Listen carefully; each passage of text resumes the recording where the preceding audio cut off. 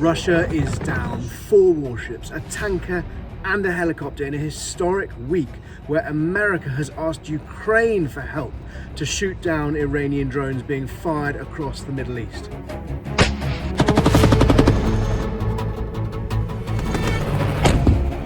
Kharkiv again.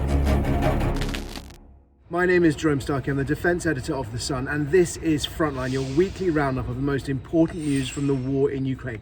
It has been another extraordinary week. Before we get to it though, we're going to give you a quick trailer of what is coming on Saturday the 11th of March, our new show, Arms Race.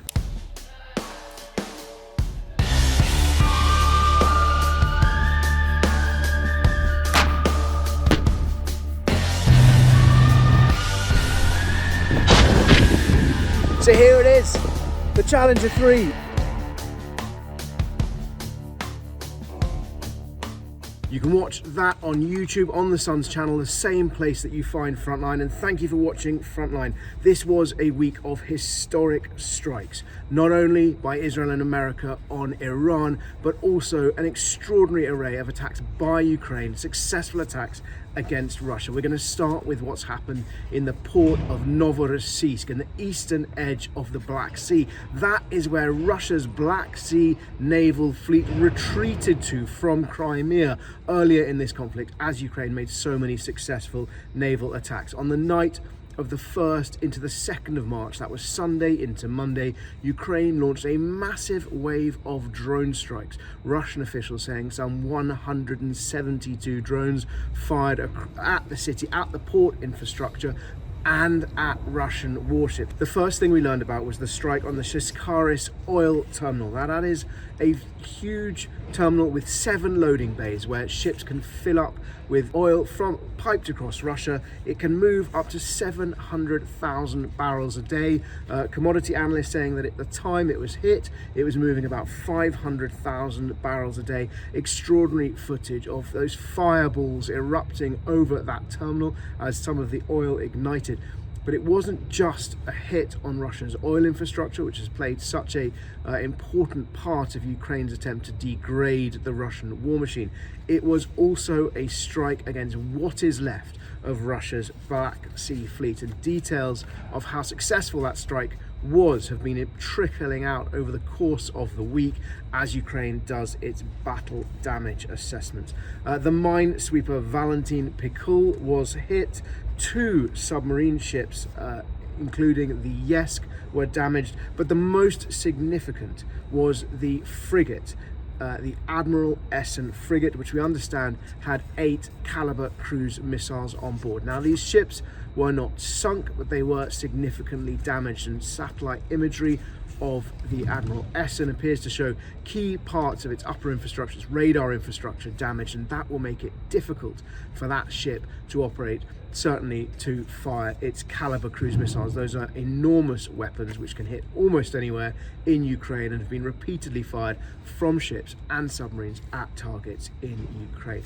But it wasn't just in the Black Sea, in the Mediterranean as well. There has been similarly dramatic footage of an LNG tanker, the Arctic Metagaz, on flames in the Mediterranean, just between Malta and Libya. Now, Ukraine has not claimed responsibility for this, but they have struck sanctioned Russian shadow fleet vessels, or at least one, in the Mediterranean in the recent past. Russia has blamed the attack on this ship on Ukrainian naval drones. If they were involved, then it's a significant success for Ukraine's forces, for their ability to project force around the world, targeting Russian assets far from home. This ship had a capacity of 60,000 tons of liquefied natural gas. Now, the good news is we understand the crew of 30 all escaped unharmed. Putin called it a terrorist attack. That is indicative perhaps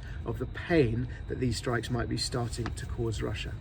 But it wasn't just shipping. We've also seen today footage emerging of a Ka-27 helicopter being hit by a drone in the Black Sea. Ukrainian officials claimed that this helicopter was landing Russian military forces on an oil platform in the Holitsin gas field in the Black Sea. Now that is southeast, about 70 miles southeast of Odessa. If you were to draw a line directly from the Ukrainian southern city of Odessa to the western tip of Crimea, you sort of roughly intersect the Holitsin gas field and the area where that platform was.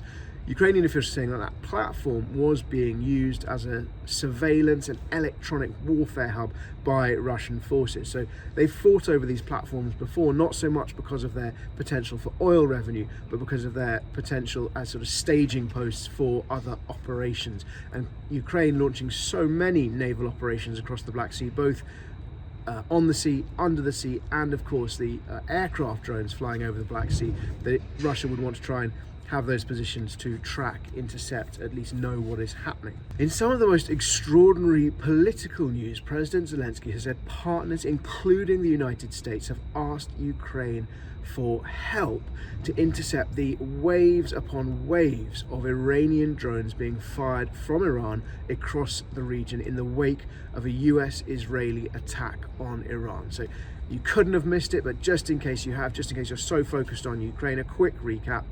America and Israel launched preemptive strikes against Iran. Iran has responded by hitting US bases, a British base, and neighboring countries, Gulf states, allies of America across the Middle East. They've been using a combination of missiles and drones, particularly the Shahed 136 style drones, which Iran developed, Iran sold to Russia, and then Russia started manufacturing under license as the Garan, and those are the drones which have become ubiquitous in Ukraine, that are being fired at Ukraine almost every single night by Russia.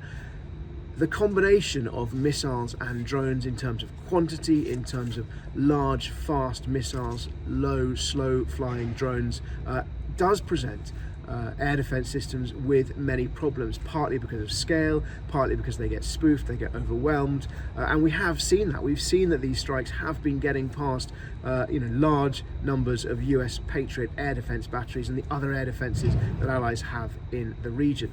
Dramatic strikes seen on, for example, the US consulate in Dubai, the US naval base in Bahrain. America's been forced to evacuate embassies across the region. The value of Ukrainian expertise is clear, I think, to anyone who's watching the conflict. A British base on the southern tip of Cyprus, RAF Akrotiri, was hit by a single Shahed-style drone about 36 hours into the war on Iran.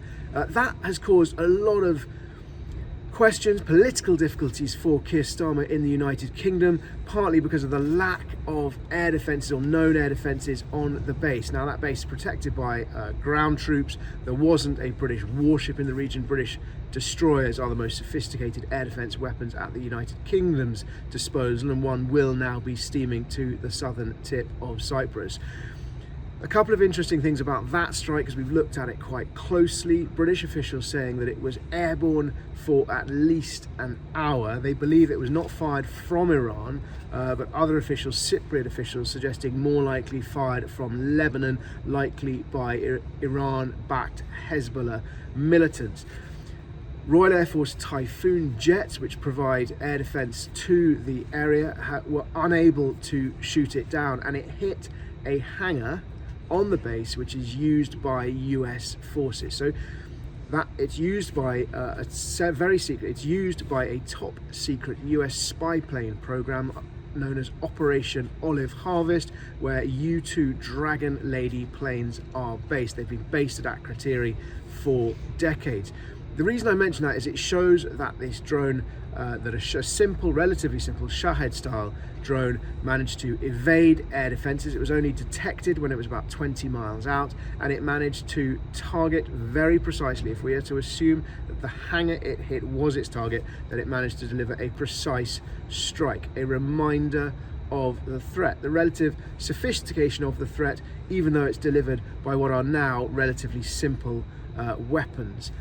British forces, at least two teams of British forces, who we understand from officials have experience of working closely with the Ukrainians, have deployed to 2 Middle Eastern countries to help them with their air defences. So on 2 fronts, Ukraine being asked for help, British forces who are familiar of working with Ukrainian forces offering help. It's a sign that the lessons being learned in this conflict here, and I should have said I'm in Ukraine as I speak to you today, the lessons from this conflict here being harvested and becoming absolutely crucial for Ukraine's allies. Of course, the irony of America asking Ukraine for help after President Trump berated President Zelensky so awfully in the White House, but also as he continues to mock Zelensky and continues to suggest that Ukraine or that Zelensky has no cards, in fact asking for help and for that expertise.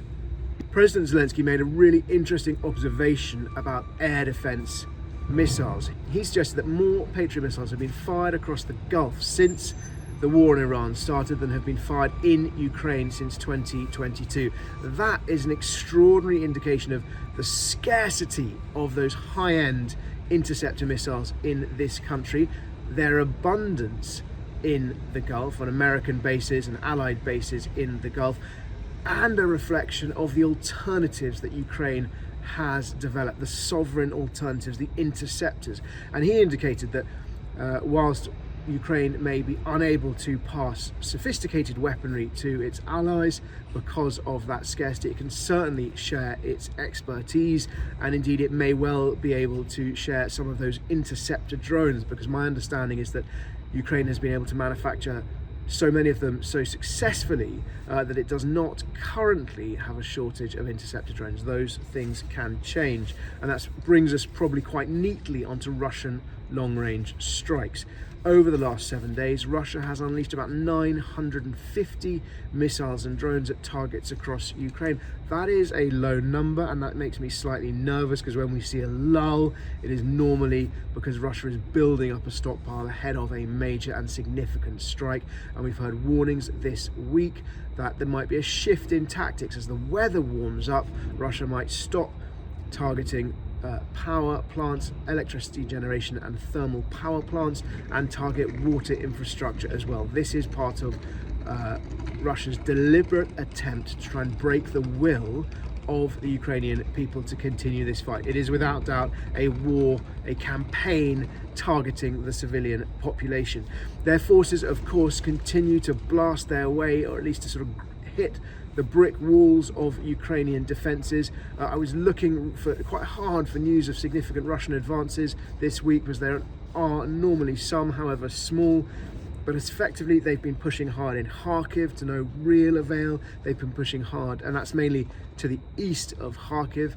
They've been pushing around Kupiansk to no great avail, and the Oskil River. Further south in Kostiantynivka, Russian forces continue to be in parts of the southeast of that city, and that's the bottom of the fortress belt. But some suggestions reported by the Institute for the Study of War, the US-based think tank, that Ukraine has actually made some small tactical gains there. Why the shift? For so many months we've been talking about Russian advances, and the war had felt sort of quite samey, quite grindy. Speaking to experts here in Ukraine, they've put down Ukraine's recent successes, what really feels like a change in momentum, because they've slowed down the movement on the battlefield and they've continued their successes in the long-range strikes. Experts here putting that really significantly down to the loss of Elon Musk's Starlink. We have talked about that before, but perhaps haven't given it or assigned it the significance that some here are. And of course, Russia shut down Telegram, stopped its troops using Telegram on the front line.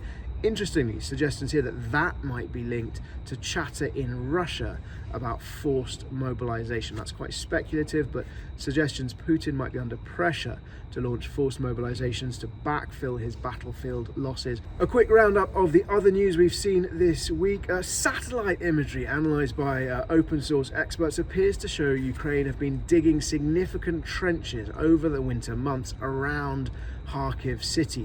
One analyst describing it as a new new fortress belt to the sort of northern half, if you like, of Kharkiv city, in the rural areas around that second city, which sits so close to Russia and the Belgorod border. Suggestions that Ukraine is really trying to reinforce its defensive, perhaps indicative that they fear a ground assault there. Oil prices rising as a result of the war on Iran. Oil prices are rising. There is a possibility that this will benefit Russia because it relies so much of its economy relies on hydrocarbon sales. Oil prices have been declining for a year. That hits the Kremlin coffers. This could be a consequence of the US-Israeli attack on Iran, a benefit to Russia. In extraordinary news, America has voted against Ukraine with Russia in a vote at the IAEA, the International Atomic Energy Agency, which condemns Russian strikes, periodically condemns Russian strikes on Ukraine. This is a largely symbolic vote. It doesn't have any doesn't make any real world difference to the conflict here. But America saying that it voted against Ukraine, basically against the process, saying that this process of passing resolutions doesn't bring us closer to peace. But I say extraordinary. It is shocking, but perhaps it is not surprising given what we've seen so much of over the course of the last year and a bit since Donald Trump came into office. And in a tiny bit of good news, 200 Ukrainian prisoners of war were returned to the country yesterday. Now, as ever, if you have any questions, please do ask them in the comments below, and I'll do my best to answer as many as I can next time. Going to rattle through a few quickly. Number one, do naval drones make big ships less effective? A really timely question given what we've seen in the Black Sea this week. Naval drones, like the Sea Baby and others that Ukraine has developed, surface, subsurface, certainly pose a very challenging new kind of threat to navies. They present the same kind of economic problem to militaries that we've seen from tiny UAVs, and that is that small, cheap platforms can destroy large, expensive, exquisite weapons like warships, like tanks. Are navies still necessary? Well, Russia has not really been using its navy, so Ukraine, a country largely without a navy, has managed to defeat a country with an enormous navy, at least to defeat the Black Sea ships in its sphere of conflict. They have made, the short answer is they have made Russia's navy significantly less effective. I don't think that necessarily spells the end of capital ships. One of you asked me to look into the Wi-Fi meshes that Ukraine had said it had taken down in Belarus, giving it a significant advantage. This is something I have found a little bit more about since I've been here this week. The Shahed drones communicate between themselves in a sort of network so that they're passing messages as they fly over in fleets, if you like, in swarms, so that if any single one is shot down, the others can continue to communicate with each other. And often those communications, whilst they happen in between the Shaheds, are also sort of anchored with nodes on the ground. And it was those nodes on the ground that Ukraine's defense minister Fedorov was saying they'd had some success in taking down to limit the effectiveness of the drones. That perhaps indicative of why we've seen a decrease in the number of missiles and drones this week. That's purely speculative. I've also heard that that mesh network, that communication between the Shaheds, does give Ukraine some opportunities to detect them further out using electronic warfare sensors. Question number 3, also on drones, is how close does an operator need to be to a drone during battle? It's a really good question. There is no simple answer because it varies enormously. I've been with drone operators in a cellar deep in a city while they've been commanding ground vehicles 20, 30 miles away through long-range communication systems. Of course, if you're commanding a fiber optic drone, even though the range of those drones is increasing, then ultimately the person flying it has to be tethered to it, and it depends really on the range and the purpose of the drone. So soldiers operating short-range FPV drones are going to have to be much closer to them. Soldiers operating logistical ground drones maybe have to be close to them, certainly if not the controllers, then the people loading the cargo on and off those vehicles, because that's affected by the range, the battery range of the drone, but the person controlling it could be further back. And final question is about an automatic shotgun. Someone speculating about ways to shoot down drones. Could they have an automated shotgun, something perhaps on a swivel turret with a radar that can detect the incoming drones, shoot them down? It's very interesting. I haven't seen these systems being developed with a shotgun, but we have seen very similar systems being talked about. So in America, they are developing something called Bulldog. The United Kingdom said that it had delivered, it didn't say what they were, but it said it had delivered drone killing turrets in December last year. And we also know that Ukraine has been developing them as well. As ever, thank you very much for your questions. Do look out for Arms Race. We'll put a link up in the show notes. We'll put a link up on this video as you're watching. Our first episode about Challenger 3, a close-up look, the first real close-up look at Britain's next generation main battle tank. And thank you for watching Frontline. If you have any questions, please do ask them in the comments below, and I will answer as many as I can next time.